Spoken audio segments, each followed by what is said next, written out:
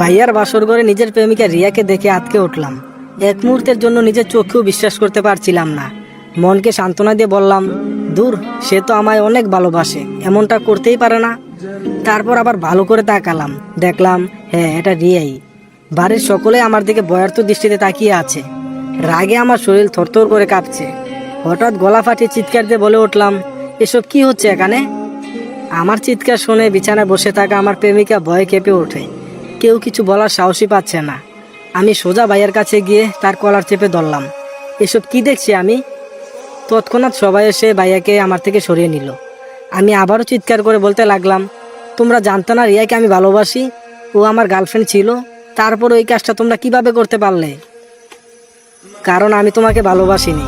পিছন থেকে রিয়ার এমন কথা শুনে আশ্চর্য হয়ে গেলাম। 2.5 বছরের সম্পর্ক আমাদের, আর সে এত সহজেই বলে দিল সে নাকি আমাকে ভালোবাসেনি। আমি ওকে জিজ্ঞেস করলাম, তাহলে কি এতদিন সব কিছু তোমার অভিনয় ছিল? রিয়া বলল, হ্যাঁ। অবাক করা বিষয় হলো, রিয়ার মুখে অনুশোচনার কোনো ছাপই নেই। আমি দিকবিদিক হারিয়ে শরীরের সর্বোচ্চ শক্তি দিয়ে রিয়ার গালে কষে একটা থাপ্পড় মারলাম। এতে সে বসা থেকে শুয়ে পড়ে। এটা দেখে ভাইয়া আমাকে এলোপাতাড়ি মারতে শুরু করলো, সাথে লাথি তো আছেই। এখন ভাইয়াকে কেউ আটকাচ্ছে না। এরপর বাবা এসে থাপ্পড় মেরে বলল, তুই এতটা বিগড়ে যাবি তা কখনোই ভাবিনি। নিজের ভাবির গায়ে হাত তুলিস, ছি, ভাবতেই ঘৃণা হচ্ছে তোর প্রতি। চোখের সামনে থেকে চলে যা। ভাইয়ার ঘর থেকে বের হওয়ার আগে রিয়াকে উদ্দেশ্য করে বললাম, যেখানে নিজের পরিবার আমার মন বুঝলো না, যেখানে 1000 টাকা দিয়ে কাপড় কিনে রঙের গ্যারান্টি পাই না, আর তোকে তো ফ্রিতে পেয়েছিলাম, সেখানে রং বদলানোটা তো খুব কঠিন কিছু নয়। সময় একদিন ঠিকই আর বিচার করবে। পৃথিবীতে সব কিছু বেমানি করলো, সময় কখনো বেমানি করে না। তারপর এক মুহূর্ত দেরি না করে নিজের রুমে চলে আসলাম। রুমে এসে বিছানা শরীরটা এলিয়ে দিয়ে সিগারেটে টান দিয়ে ভাবনার জগতে ডুব দিলাম। একটা মানুষ কিভাবে এতটা পরিবর্তন হতে পারে সেটা ভাবলে মনটা কেমন যেন ছন্নছাড়া হয়ে যায়। 2.5 বছরের সম্পর্ককে সে কয়েকদিনে ভুলে গেল। পুরনো দিনের কথাগুলো ভাবলেই ঠোঁটের কোণে হাসি চলে আসে। একটা সময় ছিল যখন রিয়া আমার জন্য পাগল ছিল। যে মানুষটা আমাকে ছাড়া এক মুহূর্ত থাকতে পারতো না, আজ সে মানুষটাই আমাকে বলছে কি না সে আমাকে ভালোবাসে না। আজ খুব করে মনে পড়ছে তার মিষ্টি মিষ্টি আবদারগুলোর কথা।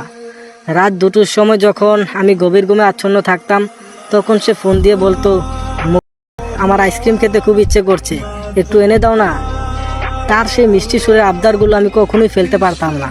সারাটা শহর ঘুরে হলেও তার জন্য আইসক্রিম কিংবা চকলেট নিয়ে যেতাম।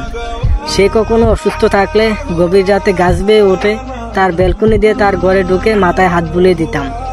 যখন সে বলতো আমার মন খারাপ, তখন ছুটে চলে যেতাম তার কাছে। তাকে হারানোর ভয় যখন আমাকে এতটাই ভাবাতো, তখন সে আমাকে বলতো, তুমি একদম চিন্তা করো না, আমি তোমাকে ছাড়া কোথাও যাব না। আমি সারা জীবন তোমার বুকে মাথা রেখে ঘুমাতে চাই। আর আজ সেই মেয়েটাই কিনা আমার বড় ভাইয়ের বুকে মাথা রেখে ঘুমাবে। নিয়তির কি বিচিত্র খেলা। চাকরির ইন্টারভিউ দিতে কিছুদিনের জন্য ঢাকায় গিয়েছিলাম। সেখানে থাকতে হয়েছে কিছুদিন। এই কয়েকদিনে ঠিকমতো কথা বলা হয়নি রিয়ার সাথে। আর এতটুকু সময়ে সে নিজেকে এতটা পরিবর্তন করতে গেল, মজে গেল আমার ভাইয়ার মোহে। আর মজবেই বা না কেন, কত বড় অফিসার সে, মাস শেষে লাখ টাকা উপার্জন করে। আর আমি তো সামান্য একটা বেকার ছেলে। ঢাকা থাকা অবস্থায় শুনেছি ভাইয়ার বিয়ে। ভেবেছিলাম তারা হয়তো আমার আসা পর্যন্ত অপেক্ষা করবে, তারপর বিয়ে হবে। কিন্তু আমার পরিবারের কাছে আমি এতটাই অবহেলার পাত্র ছিলাম যে তারা আমার অনুপস্থিতিতে ভাইয়ার বিয়ে করিয়ে ফেলে। তারা ভাবতো আমি থাকলে যদি কোনো সমস্যা বাঁধিয়ে ফেলি। ভাইয়া জানতো না যে আমি রিয়াকে ভালোবাসতাম, কিন্তু মা বাবা তো জানতেন। হঠাৎ হাতে গরম কিছু ছোঁয়া টের পেয়ে হাতের দিকে তাকালাম। সিগারেটটা পুরো শেষ হয়ে গেছে। ঘর থেকে বেরিয়ে ছাদে গেলাম, সেখানে আরও একটা সিগারেট ধরালাম। মনের সুখে সিগারেট টানতে লাগলাম। পৃথিবীতে সিগারেটই হচ্ছে একমাত্র খাবার যেটা মনের অতল গভীরে থাকা কষ্টগুলোকে টেনে হিচড়ে বের করে উড়িয়ে নিয়ে যায় নিজের সাথে। এভাবে কয়েকটা সিগারেট শেষ করার পর বাড়ি থেকে বের হলাম। উদ্দেশ্য বাড়ির পাশে থাকা ব্রিজ। হাঁটছি আর সিগারেটের ধোঁয়া উড়াচ্ছি। কিছুক্ষণ পর সেই কাঙ্ক্ষিত জায়গায় পৌঁছালাম। এই মুহূর্তে নিজের জীবনটাকে খেলনা মনে হচ্ছে। উদ্দেশ্য ব্রিজ থেকে লাফিয়ে আত্মহত্যা করব। কিন্তু ভেতরে ভেতরে অনেক ভয় করছে। এত উপর থেকে লাফ দিলে কি আদৌ বেঁচে থাকবো? পরক্ষণেই ভাবলাম, আরে আমি তো মরার জন্যই লাফ দিব, তাহলে মৃত্যু নিয়ে এত চিন্তা করছি কেন? ইতিমধ্যে হাতে থাকা সিগারেটও শেষ হয়ে গেছে। পকেট থেকে সিগারেটের প্যাকেটটা বের করে দেখি সিগারেট শেষ। প্যাকেটটাকে মুখের সামনে তুলে ধরে বললাম, শেষে তুইও আমাকে ছেড়ে যাচ্ছিস? আর যাবি বা না কেন? যেখানে নিজের পরিবার পাশে রইল না, সেখানে তোকে পাওয়া তো বিলাসিতা মাত্র। এই পৃথিবীর সবাই স্বার্থপর রে। নিজের স্বার্থ হাসিল হলে সবাই একা করে চলে যায়। দিন শেষে বেঈমানগুলোই সুখে থাকে, আর কষ্টে থাকে বোকা মানুষগুলো। আমরা যাকে নিজের থেকেও বেশি আপন ভাবি, একদিন সেই মানুষটি পর করে চলে যায়। কেন এমন হয় বলতে পারিস? যা, তোকে মুক্ত করে দিলাম বলে প্যাকেটটা পানিতে ফেলে দিলাম। মুহূর্তে হারিয়ে গেল প্যাকেটটি। ভাবতেছি এভাবে আমিও হারিয়ে যাব সবার আড়ালে। ব্রিজের রেলিংয়ের উপর দাঁড়িয়ে যখনই লাফ দিতে যাব, তখনই অচানক একটা মেয়ের হাতে থাপ্পড় খেয়ে আত্মহত্যার চিন্তা আপাতত মঙ্গল গ্রহে চলে গেছে। গালে হাত দিয়ে চিন্তা করছি আমাকে থাপ্পড় মারার কারণ কি। লাফ দিতে যাচ্ছিলাম, তখন কে যেন পাটা জড়িয়ে ধরে, তাই আর লাফ দেওয়া হয়নি। মেয়েটার দিকে ভালো করে তাকিয়ে দেখি কালো জিন্স প্যান্ট, কালো হুডি, কালো একটা মাস্ক, হুডির টুপি মাথায় দেওয়া, সব কিছুই কালো। সামনে যে একটা মেয়ে দাঁড়িয়ে আছে সেটা বোঝা যাচ্ছে না ঠিক মতো। আবার পাশে একটা কালো বাইকও রয়েছে। মেয়েটি আমার মুখের সামনে তুড়ি বাজিয়ে বলল, এই যে হ্যালো, বোবা হয়ে গেলেন নাকি? এভাবে চুপচাপ কি দেখছেন? এতক্ষণে হুঁশ ফিরল আমার। বললাম, আগে বলুন আপনি আমাকে মারলেন কেন? মেয়েটি বলল, আত্মহত্যা করছিলেন তাই। জানেন না আত্মহত্যা মহাপাপ? জানি, তবে আপনার সাহস দেখে অবাক না হয়ে পারলাম না। এত রাতে একা একটি মেয়ে হয়ে একটা ছেলেকে মারলেন। এখন যদি আমি আপনার কোনো ক্ষতি করি? মেয়েটি বোধহয় হাসলো। হাসির কি বললাম? এই আপনি হাসছেন কেন? হাসির মতো তো কিছুই বলিনি। মেয়েটি বলল, আপনি বোকার মতো কথা বলেন। মানুষ এতটাও অকৃতজ্ঞ নয় যে যে তার জীবন বাঁচিয়েছে তার ক্ষতি করার চিন্তা করবে।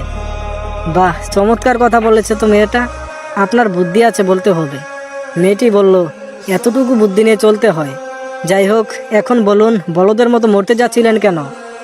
আরে মেয়েটা তো আজব, আমাকে বলদ বলল। সোজা সাপটা উত্তর দিলাম, আমার প্রেমিকার বিয়ে হয়েছে, সে বেমানি করেছে আমার সাথে। আজীব ব্যাপার, আমার কথা শুনে মেয়েটা খিলখিল করে হাসছে। আমার কষ্টের কথা শুনে সে হাসছে। মনে কি মায়া বলতে কিছুই নেই? মেয়েটি বলল, এতটুকুই? এই সামান্য কারণে আপনি জীবনটা শেষ করতে যাচ্ছিলেন? আমি মিষ্টি চাঁদের দিকে তাকিয়ে দীর্ঘ একটা শ্বাস ছেড়ে বললাম, আরও কারণ আছে। সে আমার বড় ভাইকে বিয়ে করেছে, আর পরিবারের সবার কাছে আমি অবহেলার পাত্র। মা বাবা জানতো আমাদের সম্পর্কের বিষয়টা, তারপরেও তারা বিয়েটা আটকায়নি, আমার অনুপস্থিতিতে বিয়ে দিয়ে দেয়। এবার মেয়েটিও একটা লম্বা শ্বাস ছাড়লো, তার কণ্ঠটাও শীতল হয়ে এলো। বলল, চলুন সামনে হাঁটা যাক। হাঁটবেন? আচ্ছা চলুন। তারপর আমরা হাঁটা ধরি। এখন পর্যন্ত কেউ কারো নামই জানলাম না। হঠাৎ সে বলে উঠল, সত্যি পরিবারের কাছে এমন ব্যবহার পাওয়া খুব কষ্টের, এর থেকে মৃত্যু যন্ত্রণাই শ্রেয়। কিন্তু মা বাবা কি করে সন্তানের উপর এতটা কঠোর হতে পারে? তারা কি সত্যি আপনার মা বাবা?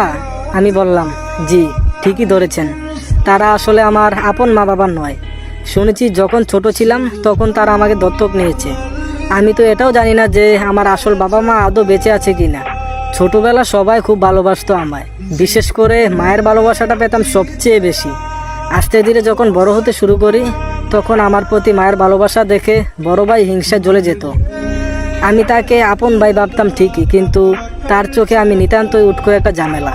তাই সে উঠতে বসতে বাড়ির সকলের চোখে আমাকে যে কোনো মূল্যে অপরাধী সাজাতো।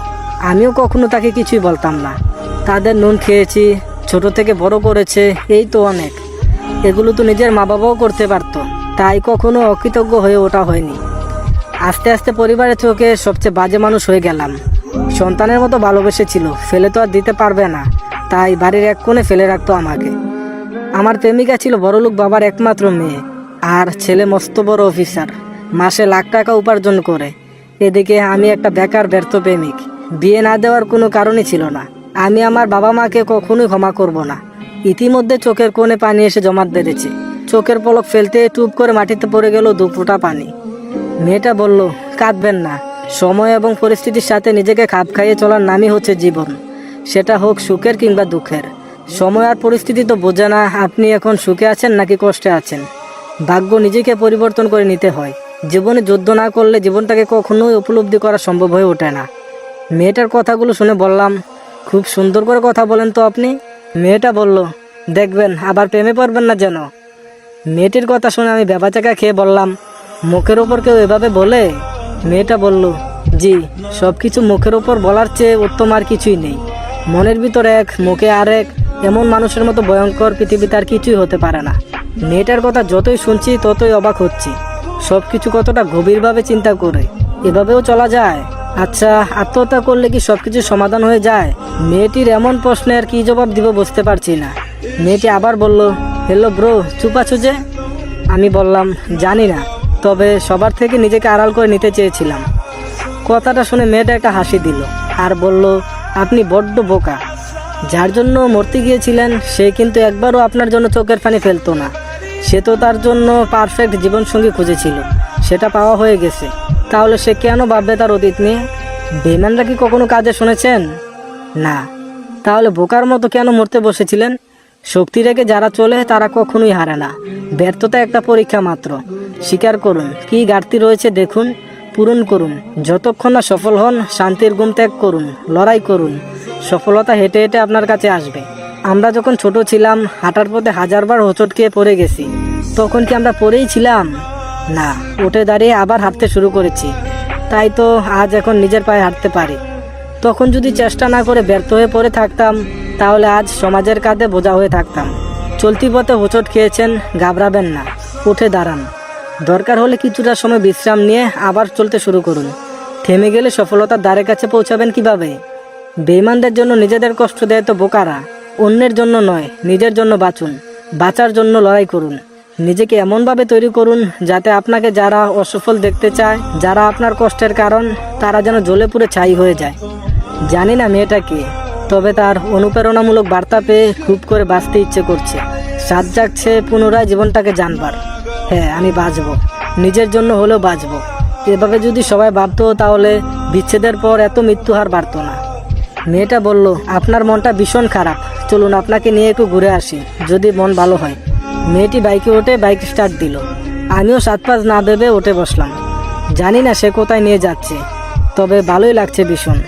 আমি ভাবছি, প্রচুর ভাবছি। কি ভাবছি সেটা নিজেও জানি না, তবে ভাবতেও ভালো লাগছে। অগুছালো চিন্তাগুলোকে গুছিয়ে নিলাম খানিকক্ষণের মধ্যেই। হঠাৎ সে বাইকটা থামায়। জাকুনি খেয়ে ভাবনা থেকে বেরিয়ে এলাম। সামনে একটা ছোট্ট চায়ের দোকান। দুজনে নেমে গিয়ে দোকানে টঙে বসলাম। চাচা, কড়া করে 2 কাপ চা দিন তো। তোমরা বৈশা পড়ো, আমি দিতেছি। তাদের কথা শুনে বুঝতে পারলাম তারা পূর্ব পরিচিত। দোকানদার চাচার চুলদারি সব পেকে গেছে। সেও হয়তো দুনিয়ার বুকে এক যাযাবর। ঘরে বউ নেই, থাকলে কি আর এত রাতে দোকান খুলে বসতো? চাচার চা খেয়ে মুডটা ফ্রেশ হয়ে গেল। চাচা, চাটা কিন্তু অনেক সুন্দর হয়েছে। গোটা করে কথাটি বললাম চাচাকে। মেয়েটি বলল, হ্যাঁ, তাই তো প্রতি রাতে এখানে এসে চা খেয়ে যাই। এখন চায়ের টাকাটা দিন তো। মেয়েটির কথা শুনে আহাম্মক হয়ে গেলাম। নিজে নিয়ে এসে চা খাইয়ে টাকা দিতে বলতেছে। মেয়েটি আবার বলল, এত অবাক হওয়ার কিছু নেই। ভাবছেন আমি নিয়ে এসে টাকা কেন দিতে বলছি? ভেবেও লাভ নেই, কারণ একটা ছেলের সামনে একটা মেয়ে বিল দিবে, এটা কিন্তু ছেলেটার জন্য অপমানের বিষয়। বেশি কিছু না ভেবে চাচাকে একটা 100 টাকার নোট বাড়িয়ে দিলাম। সে হাসছে। বাজান, আমার কাছে ভাঙতি নাই, বাকিটা দিতে হবে না চাচা, রেখে দিন। তারপর আবার হাঁটা ধরি। আচ্ছা, আমি না হয়ে প্রেমে ছেঁকা খেয়ে ব্যর্থ হয়ে মরতে এসেছিলাম, কিন্তু আপনি এত রাতে বাইরে কি করেন? মেয়েটি মুহূর্তের মধ্যে উত্তর দিল, ওই যে নিজের জন্য বাঁচতে, সুখের খোঁজে ছুটে চলা এক গন্তব্যহীন পাখি আমি। আমি অবাক হয়ে বললাম, মানে ঠিক বুঝলাম না। মেয়েটি বলল, ছোটবেলায় মাকে হারাই, তারপর বাবা আমার দেখাশোনা করার জন্য আরেকটা বিয়ে করে, কিন্তু সৎ মায়ের চোখে আমি সতই রয়ে গেলাম। বাবার অগোছরে আমার উপর অনেক অত্যাচার করত। বড় হওয়ার সাথে সাথে নিজেকে পরিবর্তন করে নিলাম। আপনার মতোই আমার জীবনটা। এখন আমিও আপনার মতো বাবার চোখে বাজে মেয়ে। তাদের কথা, রাত বেরাতে ঘুরে বেড়াই, কোথায় না কোথায় নষ্টামি করি। তাই সারাদিন বাইরে ঘুরে বেড়াই।